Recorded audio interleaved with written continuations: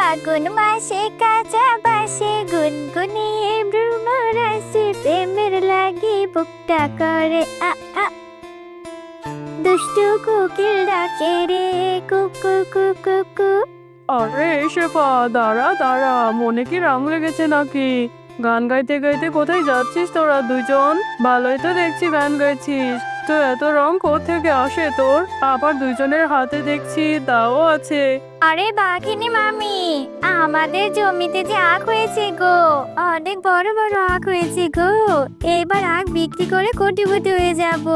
এবার আখ বিক্রি করে না আমি পার্লারে যাব গো একটু রূপচর্চা করতে, এই জন্যই তো এত আনন্দ। হ্যাঁ হ্যাঁ, যাচ্ছিস যা, তো এরকম গান গাইতে গাইতে গলা ফাটিয়ে আমার কানের ঝালাপালা করিস না, ঠিক আছে? যা, আখ তুলে আমাদেরও খাওয়াস, একা একাই খাস না। ও তাড়াতাড়ি কাটো গো, অনেক দেরি হয়ে যাচ্ছে। এই গরমের মধ্যে আর দাঁড়িয়ে থাকতে ভালো লাগছে না। এই আখগুলো নিয়ে আবার বাজারেও তো তোমাকে বিক্রি করতে যেতে হবে। চলো চলো তাড়াতাড়ি চলো। এরপর শেফা শিয়ালিনী ও মিচকে শিয়াল তারা তাদের জমি থেকে আখগুলো তুলে নিয়ে বাড়ির দিকে যেতে থাকে। শিয়াল সে আখগুলো কেটে নিয়ে বাজারে সে রস করে বিক্রি করতে থাকে। আসুন আসুন, রস খেয়ে যান, আখের রস, তরতাজা আখের রস, আমার জমি টাটকা আখের রস। আসুন আসুন দাদারা দিদিরা। ও মিচকে ভাই, তোমার জমির আখের রস, তাহলে আমাকে এক গ্লাস দাও দেখিনি। আমার যে তৃষ্ণায় গলাটা ফেটে যাচ্ছে, আর তোমার এই টকটকে রসগুলো দেখে কেমন লোভ লাগছে গো। মিচকের জমির আখগুলো অনেক মিষ্টি হওয়াতে এভাবে সমস্ত ক্রেতারা মিচকের কাছ থেকে তার রসগুলো খেতে থাকে। আর মিচকে, আমাকে এক গ্লাস রস দে দেখিনি, সে কখন থেকে দাঁড়িয়ে আছি, তুই তো কথা শুনছিসই না, তাড়াতাড়ি এক গ্লাস রস দে। আরে বাঘ মামা, তুমি রোজ রোজ এসে বাকিতে রস খেয়ে যাও, এভাবে বাকিতে রস দিলে আমার ব্যবসা যে লাটে উঠে যাবে। আজকে টাকা দিতেই হবে, আগে টাকা দাও তারপর রস খাবে। তোর কি মাথা ঠিক আছে? তুই কার সাথে কথা বলছিস বুঝতে পারছিস? আমার কাছে রসের টাকা চাইছিস? তুই কিভাবে রসের ব্যবসা করিস সেটাও আমি দেখে নেব। আরে আরে বাঘ মামা, রেগে যাচ্ছ দেখি, তুমি রাখছো কেন? আমি তো তোমাকে সে কথা বলিনি। তুমি বলো, এভাবে বাকিতে যদি সবাইকে খাওয়াতে থাকি তাহলে আমার ব্যবসা কি করে টিকবে বলো? আমার কাছ থেকে রস নিতে হলে তোমাকে টাকা দিয়েই নিতে হবে মামা। মিচকে, তুই কিন্তু কাজটা ঠিক করলি না, আমি তোকে দেখে নেব।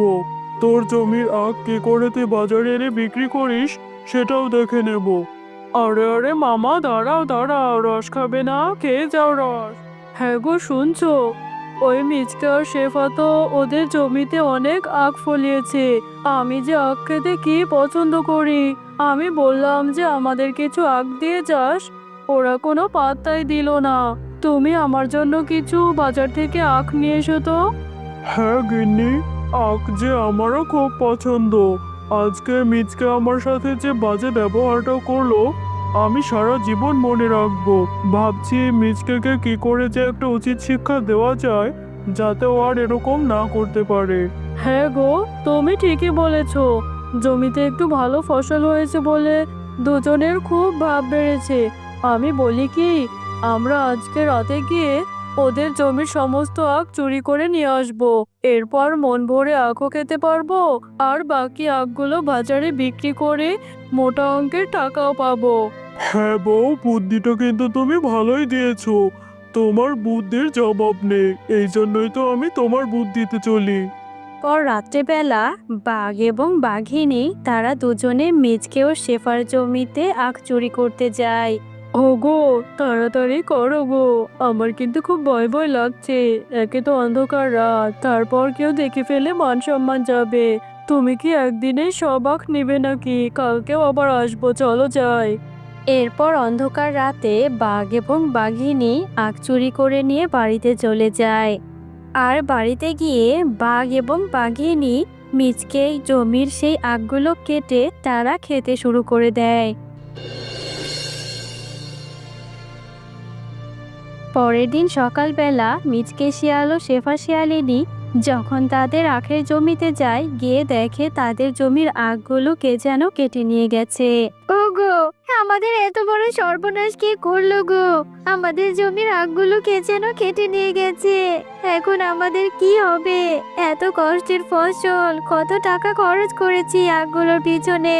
আমার যে সব স্বপ্নে মাটি হয়ে গেল। বউ, তুমি এত দুঃখ করো না, নিশ্চয়ই আল্লাহ একটা ব্যবস্থা করবে। এই আখগুলো এখন বাজারে কেটে নিয়ে যেতে হবে, না হলে যে এগুলো চুরি হয়ে যাবে। হ্যাঁ গো, তাহলে তাই করো।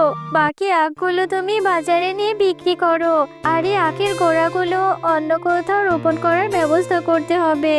আর আমাদের সর্বনাশটা কে করলো গো? কে আমাদের সাথে এমন করতে পারে বলো দেখিনি? গো, ওই যে দেখো দেখো, বাঘ মামা দেখছি বাজারে আখ বিক্রি করতে নিয়ে এসেছে।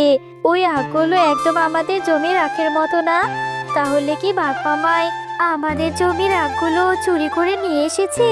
হ্যাঁ বউ, হতেও পারে।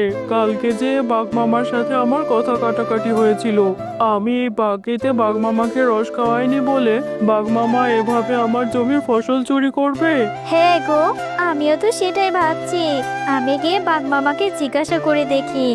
আরে বাঘ মামা, আপনি তো দেখছি আখের ব্যবসা শুরু করেছেন। তো এই আখগুলো কোথায় পেলেন আপনি? নিশ্চয় আমাদের জমি থেকে চুরি করেছেন, তাই না? কাল রাতে আমাদের জমির সমস্ত আখ চুরি হয়েছে। এমন কাজ কি করে করতে পারলেন আপনি? আরে শেফা, তোর মাথা ঠিক আছে তো? তুই কার সাথে কথা বলছিস ভুলে যাচ্ছিস বোধহয়। আমি তোদের জমি থেকে আখ চুরি করতে যাব কেন? তোদের জমি ছাড়া এই বনে কি অন্য কারোর আখের জমি নেই? আমি অন্য কারোর জমি থেকে কি আখ কিনে এনে ব্যবসা করতে পারি না নাকি? ওগো, আমার মাথায় একটা বুদ্ধি এসেছে। আমাদের যে অবশিষ্ট আখগুলো আছে সেগুলো আমরা আমাদের এই পুকুরে রোপণ করি। আর আখগুলো পুকুরে রোপণ করে পুকুরে কিছু কাঁকড়া ছেড়ে দেব, যাতে আমাদের আখ চুরি করতে আসলে কাঁকড়াগুলো ওদের কামড়ে উচিত শিক্ষা দেয়। বাঘ মামা আখ চুরি করবে না? আজকে এসো আখ চুরি করতে, বুঝবে মজা। এই কাঁকড়াগুলোর কামড় খেলেই চুরি করার শিক্ষা পাবে।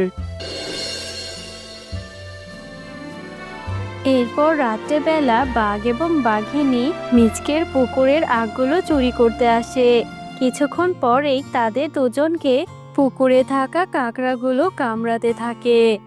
ওরে বাবারে, ওরে মারে, আমাদের যে কাকড়ায় কামড়ে মেরে ফেললো গো। আর আখ চুরি করতে আসবো না। কে কোথায় আছো গো? আমাদের এই কাকড়ার হাত থেকে বাঁচাও, আমাদের মেরে ফেলবে। আরে বাঘিনী মামি, বাঘ মামা যে, এই অন্ধকার রাতে তোমরা আমাদের আখ চুরি করতে এসেছো? আর তোমাদের চিৎকার চেঁচামেচিতে ঘরে যে থাকতে পারলাম না। উচিত শিক্ষা হয়েছে অন্যের জমির ফসল চুরি করে খাওয়া। আরে মিচকে, শেফা, আমাদের ছেড়ে দে। তোদের কাকড়াগুলো আমাদের মেরে ফেললো রে। আর কখনো আখ চুরি করতে আসবো না বাবা। আমাদের উচিত শিক্ষা হয়েছে। এবার থেকে টাকা দিয়ে আখের রস কিনেই খাবো। আমরা জানতাম যে তোমরা নিজেদের লোভ সামলাতে পারবে না, এর জন্যই তো আমাদের পুকুরে কাঁকড়া ছেড়ে দিয়েছি। এবারের মতো মাফ করে দিলাম, আবার এরকম হলে কিন্তু কুকুরের কামড় খাওয়াবো।